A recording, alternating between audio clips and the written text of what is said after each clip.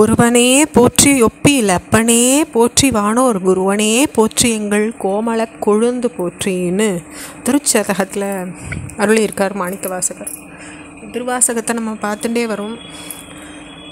அதில் மந்திரமாமலையாக சுவாமி இருக்கார், மகேந்திரமலையாக இருக்கார் அப்படின்றத பார்த்தோம். அது அதிகீர்த்தி திருஅகவலை தொடர்ந்து பார்த்துட்டு வரும்பொழுது 102வது வாக்கியமாக.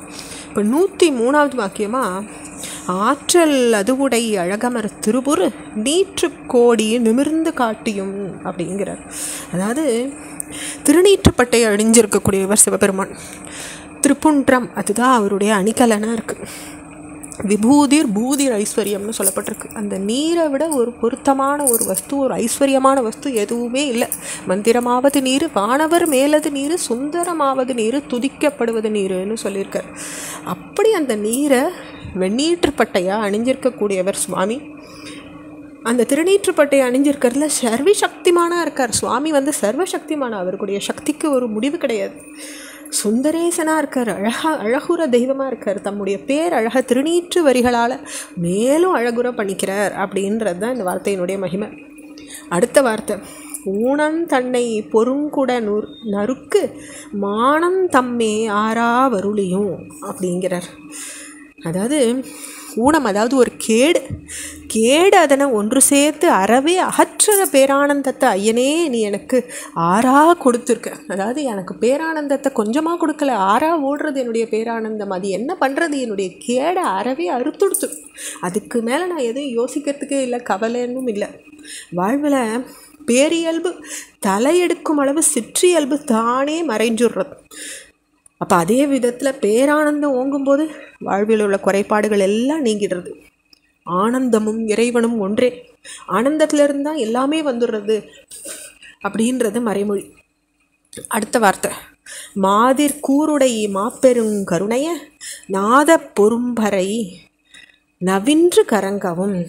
அப்போ நாத பெரும்பறைங்கிற சுவாமி எப்பேற்பட்டவர், ஒரு பாகமாக அம்மையை வச்சுட்டுருக்கார். அவருடைய பெருங்கருணை அது மூலமாகவே நன்னா உணரப்படுறது. நாத பிரம்மமாக இருக்கார், சதா சப்தம் செஞ்சு கொண்டு இருக்கிறதுனால நன்னா அறியப்படுறவராக இருக்கார்.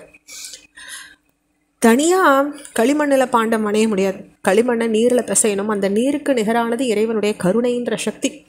அந்த காரணத்தை முன்னிட்டு தான் உமாதேவி கருணாம்பிகை அப்படின்னு அழைக்கப்படுறான்.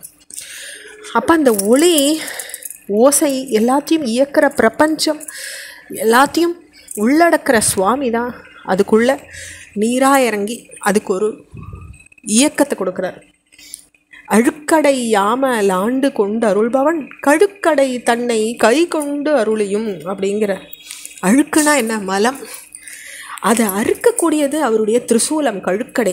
அப்போ ஜீவர்களை மலத்திலிருந்து விடுவித்து உண்மயமாக்கிறதுக்கு ஈசா உன் அருள் பண்ணுறது. அந்த திரிசூலத்தை கையில் தாங்கிட்டு உயிர்களை பக்குவப்படுத்தி உன்னருள் நீ பண்ணின்னு இருக்க. அப்போ என்னெல்லாம் நம்மக்கிட்ட மலம் வச்சுட்டு இருக்கோம் அப்படின்னு யோசிச்சா, ஆணவ மலம், கண்ம மலம், மாயை, இந்த மும்மலத்தையும் சைவ மரபு சொல்லியிருக்கு நமக்கு. அப்போ மலம்ன்ற அழுக்க அந்த கோட்பாடை இல்லாமையே பண்ணிடுறது சுவாமியினுடைய ஸ்வரூபம். அப்போ திரிசூலமானது இச்சாசக்தி, ஞானசக்தி, கிரியாசக்தின்னு 3 வித சக்திகளை வச்சுருக்க ஒரு புற சின்னமாக இருக்குது. இப்போ ஜீவர்கள் பக்குவம் அடைந்து சிவஸ்வரூபமாகறதுக்கு இந்த 3 வித சக்திகளும் பயன்படுறது அப்படின்றத காட்டுறதுக்கு தான் அந்த திரிசூலத்தை சுவாமி ஏந்தின்றிருக்கார். அடுத்த வார்த்தை, மூலமாகிய மும்மல மறுக்கும் தூயமேனி சுடர்விடு சோதி காதலனாகி கழுநீர் மாலை ஏழுடை தாக வெளில் பெற வணிந்துங்கிறார். அப்போ பிறவி நோய்க்கு முகாமையாக 3 மலங்கள் இருக்குது.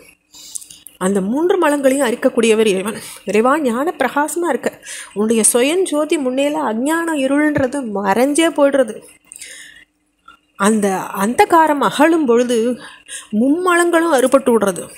இந்த உயிர்களுக்கு மணாளனா ஆகி செங்கழு நீர் மாலை அணிஞ்சுண்டு பொருத்தமாக உன்னுடைய அழகை பெருக்கிண்டு அந்த மாலை அது ஒன்று அழகுப்படுத்துறது. சூரியன் முன்னிலையில் இருள் இருக்கிறதே இல்லை. அது விதத்தில் சுயஜோதியான உன்னுடைய சாநியத்தில் அஞ்ஞானம்ன்றது மறைஞ்சு போய்டுறதுன்னு சொல்கிறார் சுவாமி. இது தொடர்ச்சியை அடுத்த பகுதியில் பார்க்கலாம். ஓம் நம சிவாய்.